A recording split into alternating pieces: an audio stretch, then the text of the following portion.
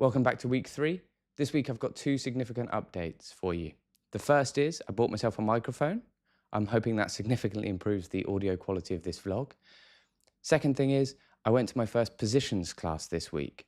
So there are 2 classes for people of my skill level or lack thereof. The first class is the foundations class, which covers basic techniques, escapes, submissions, things like that. That runs on a 13-week recurring schedule. And the second class is positions. Once you have a little bit of technique, not claiming that I do, but once you've sort of got the basics, the positions class allows you to get lots of reps in. The format is basically, like the name suggests, you go through all of the various different positions, or as many as you can cover in the time of the class.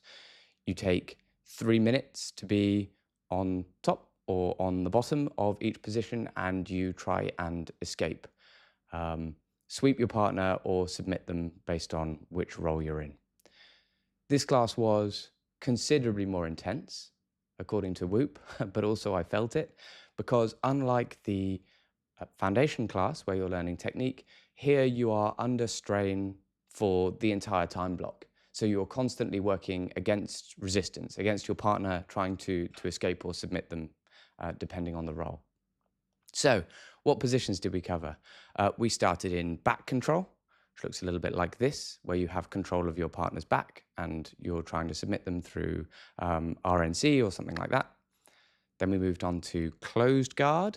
Here, the player on the bottom has the opponent trapped within their closed guard. They have to try and escape. You have to sweep them, keep them in that position. Then we moved on to mount. Here, the advantage is in favor of the attacker, the person on top. They have a much better opportunity of submitting you from there. It's a great position to get yourself into should you have the talent. From mount into half guard, it's a little bit like closed guard, but only half, hence half guard. Then side control. Side control, you're no longer on top of your opponent, you're next to them, and you have control over their side. Finally, we moved on to open guard, which is much harder because the player on the bottom doesn't have control over their opponent in a way that they do in some of those other positions like closed guard or half guard. So those are the basic positions. And then we finished the session with stand-up, which my technique looked a lot like this, but I'm led to believe it should have looked like this. Stand-up is where most jiu-jitsu sparring will start.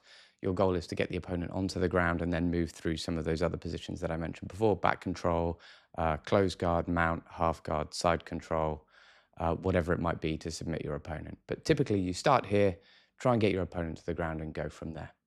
So, positions class, a lot of fun, a lot harder than the foundations class, which focused on technique. I will admit my technique sort of went out of the window and it became about survival, but there we are. Certainly a lot of fun. I think it was a good balance between training and practicing the techniques that you'd learned in the foundations class and then applying them practically.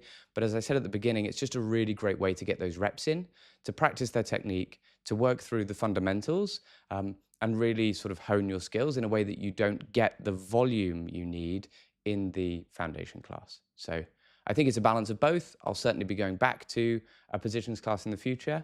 Had a great time. See you next week.